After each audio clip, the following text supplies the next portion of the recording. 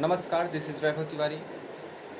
Today India seeks 259,000 COVID cases and 4,209 deaths in last 24 hours. But a week ago, this data is over 400,000 and the death rate is still remains same. It is also come from the many resources and social media that the the death rates as well as uh, the infection rate is many times more than the data given by our government, because there is no space in the all over the country's hospitals and cemeterium. A large number of COVID-19 patients are forced to undergo the home treatment because they are not getting the admission in the hospitals. Recently we seen the oxygen crisis of the India. It is unprecedented because the government have enough time to prepare for this in the first wave of the COVID-19 slowdown.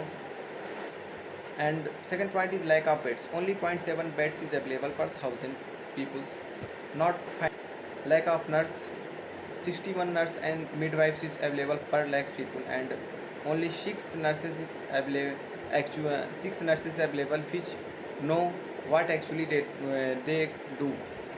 And you can say that 6 qualified nurses are well qualified nurses available per lakh people. And lack of teachers. In these cases we talk only about the All India Institute of Medical Science, yes, AIMS. In AIMS college there are 75% teachers seat is vacant. It means that if you are good student and find the admission in AIMS, then there is no person in the AIMS which told you, which teach you or provide you a better education. And the most interesting thing is, in the last 5 years only 920 seats is increases in the MBBS or in the medical colleges. It means that clear that India has no need to doctors. And fifth point is, India have not quality hospital. Only 11% of sub-center, 13% of public health care system are meet the Indian public health standard. It means that government schools, government hospitals and government colleges, medical colleges are also not meet the government Indian public health standard. Mostly the population of India is not believe on the government hospital and they want to go in a private hospital. In the mid of 2020, India increased his medical budget by 137% in an emergency taking this decision. And before this India spent only 1.2% of its GDP. It means that India spent only 3 rupees per person. After the first wave of COVID-19, we should prepare for the second wave. We are not stabilize any oxygen plants. We are not manufacture a large number of ventilators, ICU bed and hospitals.